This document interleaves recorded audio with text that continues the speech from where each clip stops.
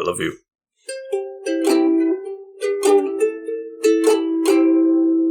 Welcome back, Couch Potatoes. Thanks for coming and sitting with us here on the couch today. I am the Green Traveler from Gorsh. And I am the Faceless Leon. I don't got a face. This is Green and Faceless on the Couch, a podcast about movies and TV. Indeed. And we are back at it with that Disney playlist. Yes, baby. The bee's knees of animates from in the Bronze Age. Alright, so here we are with the Rescuers. Yes, with the Rescuers. Here's the background skitty with me and the Rescuers. I think I watched this as a kid. I definitely watched the Rescuers Down Under. Oh, yeah? Yeah. I don't know if I watched this. I don't remember watching this as a kid. Well, we watched both of them. I think we watched this one more. Yeah, I remember thinking that it was, like, pretty dark for a Disney movie. Like, I didn't quite believe it was Disney because of some of the dark stuff that happens in it. Yeah, it's pretty sinister. There's a lot of creepiness to specifically to the villain and what their villain's doing. Yes. Yeah, so that was very odd for me because that was the thing is I was watching this whole thing wondering if any of it was going to come back to me, and none of it did. So that's why I don't think I watched this as a kid. Gotcha. But I know I definitely have seen the villain, but I don't know if I just like saw her and like passing like looking at other stuff like related to Disney, and it's like here's what was her name, Medusa? Lady Madame Medusa. Madame Medusa. Played by Geraldine Page. Yeah, wonderful villainous performance. Yeah, definitely. I mean, she's like legit scary, and I think she's even scarier because she does like... I think what makes this movie darker is that the bad stuff that happens is shit that can happen in real life and does. You know? Yeah. Except for the physical... there's some shit physics with her hovercraft. It's not a... Oh, yeah. It's like it's a swamp buggy. Airboat. Swamp buggy. Thank you. I was trying to remember what the fuck it's called. But it's like those airboats you would use in Everglades or at swamps though. Yeah, and but it's like a Ski-Doo version. Yeah. She can ride it up like kind of like how you would ride a scooter almost. Right. And she could perform some amazing fucking jumps with that thing. It's like it seems like it runs like on a jet engine. Like yeah, but a goal can go right through it. No, just charred, no problems though. But this came out 1977, the same year as Winnie the Pooh. So they were pumping these ones out now. I don't know if they're going to continue with that kind of speed, but the last time I talked about, I didn't know if it was Wolfgang Reitherman's last directorial film or not. It wasn't. He directed this one as well, alongside the same guy as the last time, John Lounsbury. He directed and Art Stevens. 2 movies that came out the same year. Of course, he probably didn't direct them at the same time. One of them got produced quicker. Right, and I feel like his direction is more along the lines of like how Walt Disney was handling them. He just oversaw everything, make sure it all worked well. John, and this is all coming out my ass, I did not research the specific roles of these directors. I just assume one of them had, overall direction with like the actors and like how everything went. And then the other one had more direction over the art and how the animators did things. Like, I'm assuming that's how they typically split it up. But that would make sense to me. I mean, you got a project like this, you have to delegate. There's a lot of parts to it. You got to make sure they all work well together. Indeed. Do you want to take it away with the story? Okay, so this little girl Penny needs some help, and she sends out a message in a bottle, which gets found by the Rescue Association. I think that's what it's called. The Rescue Aid Society. That's what it is. I was going to say, I thought Society was in there somewhere. Well, you were right. And they headquarter in New York, and they shadow the United Nations. They're in the same building as the United Nations, unbeknownst to the United Nations. Why? Because they're mice. Yeah, all Gasp. of them. That was a very cute scene where like everybody's like coming into work at the United Nations building, and then out of their suitcases pops all these like similar looking mice, like similarly dressed to the individual carrying the suitcase, and then they all run into a tiny little mouse entrance. It's adorable. I love that scene. Yeah, it's pretty great. I think it really expresses a fondness for the diversity of the world, which is kind of a change of pace for Disney for us up to this point. Mm-hmm. Like they didn't have to put up one of those signs at the beginning of this movie, and that's because they actually do that diversity right. They do it right.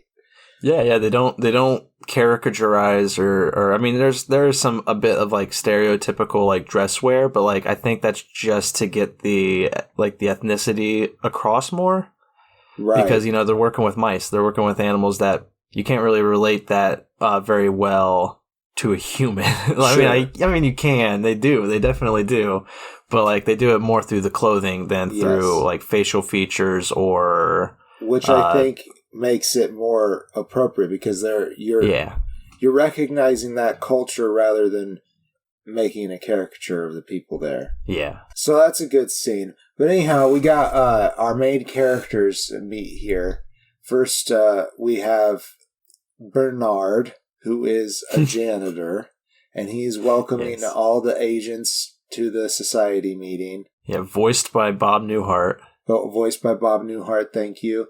And then we have the return of Eva Gabor as Miss Bianca, the agent from Hungary, which is where Eva Gabor is from. Right. So I thought that was really cool. Nice. Like, I don't know. And who did she... I know we talked about her already. She was in Aristocats, right? Who's she? Yeah, she was Duchess in the Aristocats. Right. And Bob Newhart, for those who don't know, huge show back in, like, I can't remember what year, but the Bob Newhart show. Really big. People watch the crap out of that. Our generation probably know him better as Papa Elf and Elf. Oh. Yeah. Oh. I feel like our generation definitely did not watch Bob Newhart show, but probably has watched Elf. They probably have, yes. Yeah, that's probably the better way to signify who Bernard is. So they meet up and decide to try to help Penny, and that sends them on this adventure that starts at the orphanage that Penny used to live at and leads them to the Devil's Bayou, where they try to rescue her from Madame Medusa, who has kidnapped her for nefarious treasure means. Yeah, like Jesus. And like, I don't know why she had to choose Penny. Well, I guess maybe it was just like a random thing. Like, she didn't choose Penny specifically, but like... Right. Like, yeah, she, I don't know, maybe Madame Medusa adopted her? I don't think they really got into the specifics about that. The cats that they talked to, Rufus, he was interesting. He tells a nice story about it. He's played by John McIntyre. John McIntyre. McIntyre? Yep. John McIntyre. From MASH? It's the character from MASH. I think that's Trapper, one of the characters in the first two seasons of MASH, played by Wayne Rogers. I think his name is John McIntyre. That's hilarious. Really? Yeah. The character's name is. Yes, this guy's name is funny. Also John McIntyre, and I guess he was in Psycho. Ooh, okay, nice. The remake or the old one, not the 60s. You know, yeah, I call it the old one. The original or the remake? The old one. Oh, so sorry, Alfred Hitchcock. So that is the basic plot of the movie. Yeah, and doesn't the cat say that she ran away? Yeah, I think that's what he thought happened. Okay, but it wasn't possibly what actually happened. Yeah. Okay. Yeah. I'll be honest, I kind of zoned out even though I do enjoy this film, there were many moments where I was kind of zoning out. And I think it's more because, this is going to sound like a negative, but it's not. The artwork is muddled. A little bit. it doesn't pop off the screen. It is very subdued. It looks like a very classical artwork. I love the artwork. I will say that. Yeah. I know it sounds like a negative to say it's muddled, but I think the artwork is really fucking good. And for a lot of the animators, this was the last, if I read correctly, this was the last project for a lot of the original animators from like way back in the Snow White days. Like a lot of them just kind of retired or left Disney after this. So it's like this was their swan song, this was their finale. And I feel like it's a very underrated film for that reason. Yeah. Because, it's kind of a churning of the era or handing off of the reins to the new animators. But it's the artwork itself is beautiful. But it's subdued enough that I feel like I kind of drift away from paying attention and start, being an ADHD kid out, in my house and started cleaning and doing other stuff. I found myself pretty interested because, like, I had watched it several times as a kid, but I haven't returned to it ever as an adult. Mm-hmm. So, rewatching it, I was curious if it held up. And like you said, I think I underrated it as a child. Right. I think the story is pretty great. I really like Miss Bianca and Bernard's relationship. It actually feels pretty natural. Right? It really does. Yeah, like they captured it like kind of towards the beginning really well. Better than some films do, I feel like. But that's not the main point of the story. They travel all over, and I think me and my brother's favorite part was Orville, the seagull. That's their it's basically their air travel. Was he played by the actor of Goofy, or did he just have the same laugh as Jim that actor? Gordon. Let's see. Okay. Because like whenever the joke with the gull is that he will always, being their air travel, he always runs down the runway once they're all strapped in, and it's a very hilarious run, and then he jumps off of the end of the building and fucking plummets until he finally gets the wind beneath his wings and flies. It's a very hilarious scene. But whenever he plummets, he makes the Goofy laugh. Woo! I can't do it, but the that's better. They might have just added that in because I'm looking at his actor credits, and it's actually a pretty short list, and Goofy's not on there. All right. And it could have just been me. Like, it could have been just a very similar laughs, but they are, they could just be completely different. I was just, like, connecting them. Right. But it definitely felt like the fucking Goofy laugh. But I agree. I think that Gull is probably my favorite character. Specifically, just his running animation is just great. It's just great. And he goes, just such an out-of-weight Gull trying to fly these two mice around. Oh, that's adorable. And I also like the very set-up intro scene with Bernard and Miss Bianca, where she's at the meeting and Bernard's just the janitor at the meeting. Yeah. And, he's the one who, they're like, bring in the bottle. And he brings in the bottle and he puts a comb up to climb up to the top of the bottle to get the cork off. But as he's climbing up, he's like, uh-oh. I can't go another step higher. This comb has 13 steps. That's not good. That's not good. He's like, that's bad luck. Yeah. And I love that character trait and how they immediately just establish it right then and there. And it's just like, oh, and then it comes back later. They bring it back, I think, 2 more times, and it's very fitting for his character and for those moments in the movie.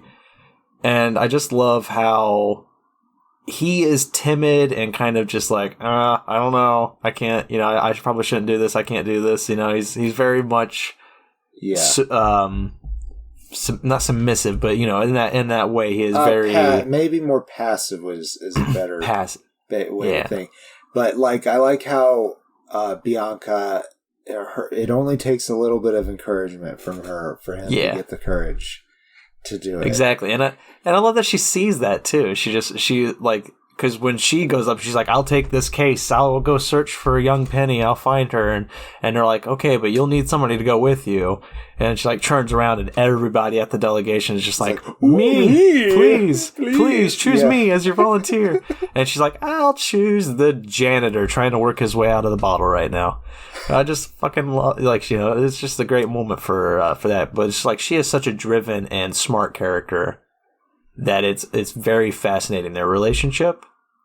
And I think they establish it really well from that get-go. Oh, yeah. And I like that a lot. Yeah, I'm not really sure what else to say about this movie besides that I really enjoyed it a lot more than I expected to. It feels like Disney grew up a little bit. Yeah, do you want me to get into the background a little bit of that? Yeah, sure.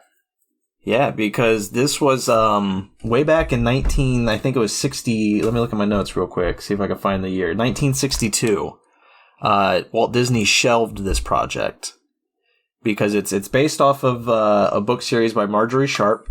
Right. And the writers at that time were making it very political. There was a lot of political edge to it. It was way too much for Walt Disney to want to do it for a kid's film.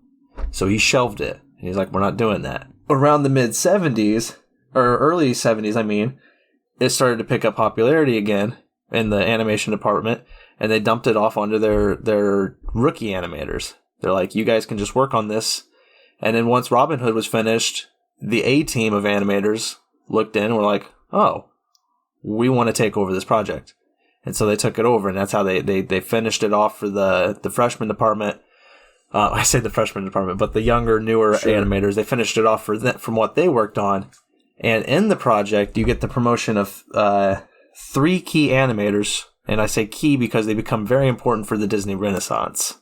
Okay. But this is the project that saw the promotions of Glenn Keane, Ron Clements, and Andy Gaskill, who will all go on, and we'll talk more about them when we get to the Renaissance, I imagine. But that's kind of why it does kind of feel, as you said, like it's kind of like a passing of the torch kind of era for Disney. Is because it kind of literally was. It was like the younger animators were working on it. Then they passed it off to the A-team to be like, all right, this is going to be our final project, and then we're going to duck out. Wow. And it literally was I really just love that. I think the animation I think that came across in the animation because it looked beautiful, but at the same time, it looked like there was a lot of time taken to some of those stills. Like the very opening shot, which is I think it's in Devil's Bayou, where she throws the bottle. Yes. Yeah. That imagery, that just the opening shot, and then the whole countryside area. The song with it too. There's really interesting music. Yeah, I don't remember any of it, but yes, the music was good. Yeah, nothing like super jumps out like as a catchy tune like, most Disney movies make you think. But I really enjoyed it while it was going and feel like I could fall in love with those songs as just something to listen to. Yeah. And honestly, I appreciate them not being earbuds. Yeah. I feel like I crap on a lot of the older movies that we've done with Disney where I've just been like, oh, its music's not really rememberable, is it? But then again, I hate it when it gets stuck in my head. Right. Like there's one I'm thinking of right now. Like I'm pretty sure I just sent it to you telepathically on accident. Yeah. I'm just thinking you should let it go. Go. Now it lives. Man. Now it lives, Greg. Don't let it live. Just let it go. Release its binds upon you.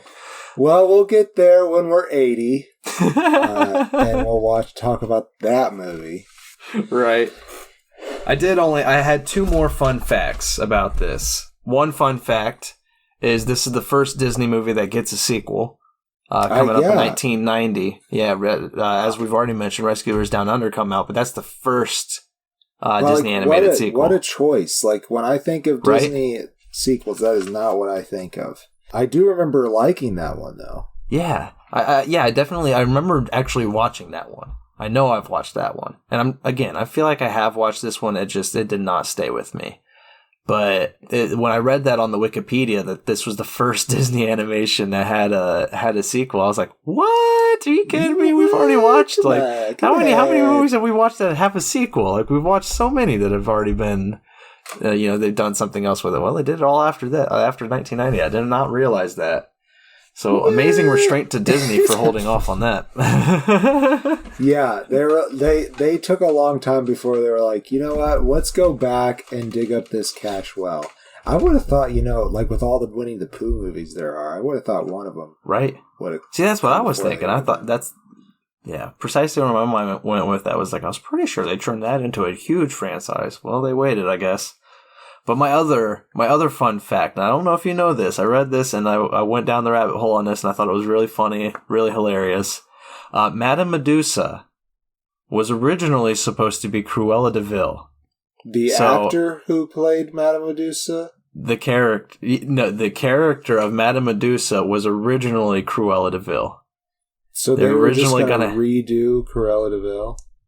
Not redo. It was going to be a sequel to that. It's going to be in the same world as 101 Dalmatians, but now Cruella de Vil is kidnapping a kid for treasure reasons.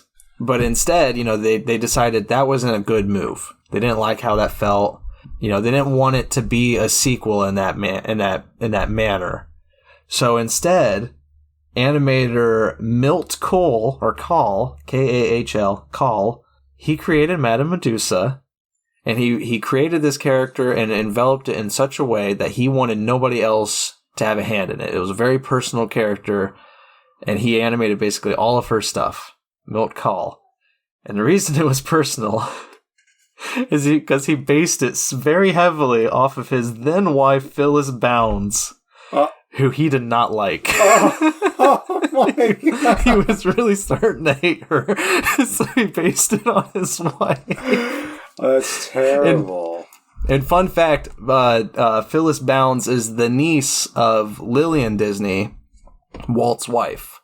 So he was, I don't know if there was like specific like patriarchal drama there. It's like, a marriage was arranged. It does kind of feel like a royal family kind of thing where he's like, I hate this woman, but I'm stuck with her. I'm just going to turn her into the villain in my movie. It's very unflattering when you think about it, but like at the same time, it's so fucking hilarious. and it also gives that character a lot of human qualities too, because as vile as Madame Medusa is and her actions are, she is very real. Like, I think that's what makes her more terrifying, honestly. Agreed, yeah, because you see her and you're like, I know about 4 people like that. And it's very, very unnerving. Garlic is whining about something, so I'm going to just check on her real quick.